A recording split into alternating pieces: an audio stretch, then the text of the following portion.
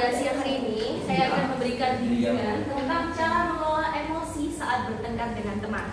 Namun sebelum itu, kita mulai dengan ice breaking terlebih dahulu supaya kalian semua tidak pada tegang ya. Iya, Bu Guru. Oke. Siap, makasih semangatnya. Jadi begini ice breakingnya. Kalau saya bilang buka mulut tertawa 3 kali. Ya juga sejedalah.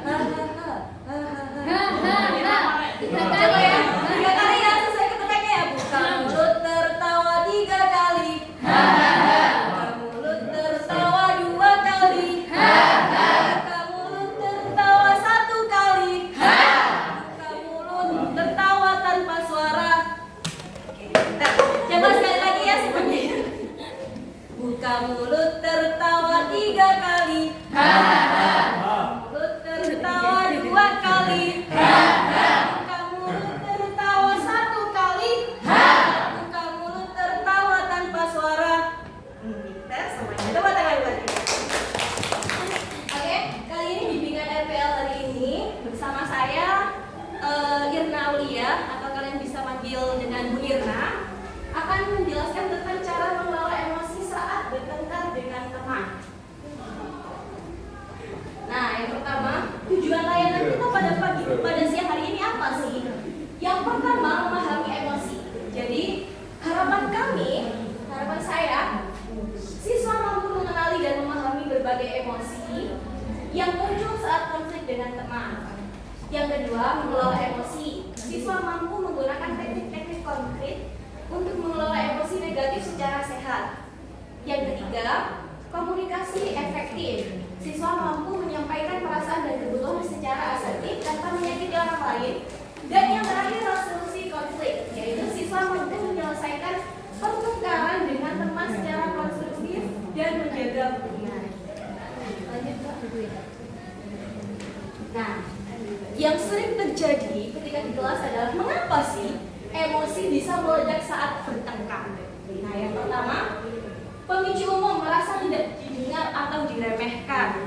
Seringkali kita berada di dalam kelas, misalnya kita lagi asik kita mengerjakan sesuatu, lagi fokus-fokusnya, tiba-tiba teman yang berada di sebelah kita mengajak kita bercanda, tidak sengaja menyenggol ya atau menggeser tubuh kita sehingga tulisan kita kecoret. Pasti kita otomatis langsung, loh, kamu itu gak hati-hati. Itu sering terjadi. Selanjutnya, perbedaan pendapat yang tajam, kata-kata yang menyinggung harga diri, kelelahan fisik dan mental, serta kesalahpahaman komunikasi itu merupakan pemicu umum. Nah, seperti itu tadi yang saya contohkan merupakan contoh salah paham. Selanjutnya, dampak emosi tidak terkontrol, berkata kasar, menyakitkan, hubungan pertemanan rusak, rasa bersalah berkepanjangan, stres dan gangguan fokus belajar, serta kehilangan kepercayaan berteman. Nah, yang pertama, cara mengenali emosi diri. Sebelum mengelola emosi, kamu perlu mengenal apa yang kamu rasakan. Jadi, sebelum kita benar-benar marah, itu pada diri kita pasti ada seperti kayak ciri-ciri saat kita akan marah. Kalau di sini mengelola emosi, marah biasanya itu karena kita tadi tentang salah paham. Biasanya kita itu merasa tidak dihargai juga. Jadi kita merasa pendapat yang kita sampaikan itu tidak didengar dengan teman-teman kita, sehingga kita itu timbullah merasa marah. Selanjutnya marah, merasa diperlakukan tidak adil, sedih, merasa disakiti atau ditinggalkan, takut, khawatir kehilangan teman. Nah, frustasi, merasa tidak dimengerti dan malu, merasa dipermalukan di depan umum. Ini perlu sekali kita pelajari ya teman-teman. Bahwasanya kita tidak perlu takut atau khawatir kehilangan teman. Jadi semuanya ketika kita berada dimanapun tempat itu kita bisa menempatkan diri dan berteman dengan siapapun dengan teman. Tanyakan pada dirimu apa yang sebenarnya aku rasakan. Beri nama emosimu sebelum bereaksi. Jadi kamu tanyakan dalam dirimu sendiri, loh sebenarnya aku ini kenapa ya? Kok aku seperti ini? Ini kenapa ya aku? Nah, teknik mengelola emosi. Yang pertama, tarik nafas dalam 478. Nah, ketika kalian merasa terdapat ciri-ciri akan marah pada diri kalian, kalian bisa menerapkan ini dengan cara tarik nafas dengan teknik 478. Kita coba bersama-sama ya. Tapi sebelum itu saya jelaskan terlebih dahulu. Silahkan kalian tarik nafas dengan hitungan 4 hitungan.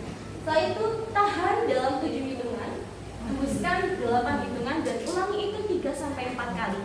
Ingat hanya 8 hitungan ya, karena hanya 7 hitungan. Jangan lebih dari itu. Apalagi bermenit-menit, bahaya. Coba kita praktekkan ya. Coba kita tarik nafas dulu. Saya yang menghitung, kalian yang tarik nafas ya semuanya. Silakan tarik nafas 1, 2, 3, 4. Ditahan 1, 2, 3, 4, 5, 6, 7. Keluarkan pelan-pelan 1, 2, 3, 4, 5, 6, 7, 8. Wes habis. Sudah habis. Jadi seperti itu. Ini tarik nafas dengan teknik 478. Selanjutnya dengan cara tulis perasaanmu. Nah, biasanya ini dilakukan dengan teman-teman yang memiliki sikap introvert. Bisa ambil kertas, tulis apa yang kita rasakan, apa yang kita inginkan, dan baca ulang sebelum bicara. Selanjutnya time out sejenak. Minta jeda dari diskusi. Misalnya kalian sedang berada dalam sebuah diskusi dan kamu merasa pendapatmu tidak didengar dengan temanmu. Tapi kamu tidak mau menyampaikan. Akhirnya kamu lebih memilih untuk menepi. Nah, seperti itu boleh.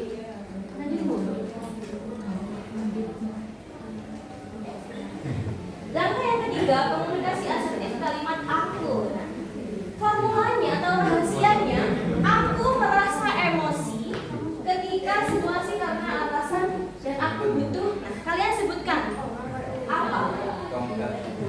Hindari menyalahkan atau hindari menyalahkan dirimu sendiri, tapi gunakan kalimat yang berfokus pada dirimu sendiri. Jadi yang sebelumnya kalimat pasif agresif, sebelumnya kamu merasa diri kamu selalu egois. Ubah kata itu menjadi aku merasa tidak didengar ketika pendapatku diabaikan. Latih kalimat aku bersama teman. Semakin sering berlatih, semakin mudah. Jadi jangan mudah menyalahkan orang lain. Nah, selanjutnya menyelesaikan pertengkaran bersama. Yang pertama, tenangkan diri dahulu. Jangan selesaikan masalah saat emosi masih memuncak. Jadi kalian perlu minta jeda. Dengarkan dengan empati, sampaikan sudut pandangmu, cara solusi bersama, dan minta maaf dan memaafkan. Itu merupakan inti dari semuanya. Jadi kita harus saling memaafkan. Jadi ingat, kalian harus selalu mengingat emosi adalah sinyal, bukan senjata. Bertengkar dengan teman adalah hal yang wajar. Yang membedakan bukan ada tidaknya konflik, melainkan bagaimana kamu meresponnya. Jadi kita semua tidak mungkin jauh dari konflik ya teman-teman. Tapi kita harus pintar-pintar bagaimana cara mengelola dan merespon konflik tersebut. Kenali emosimu sebelum kamu bereaksi. Jadi jangan berusuk-berusuk. Jangan berusuk-berusuk itu kayak mudah terburu-buru ya. Tenangkan diri dengan tarik nafas seperti tadi. Bicaralah dengan kalimat aku, bukan kamu, ya kan? Dan dengarkan, cari solusi dan memaafkan. Terima kasih. Semoga bermanfaat. Assalamualaikum warahmatullahi wabarakatuh.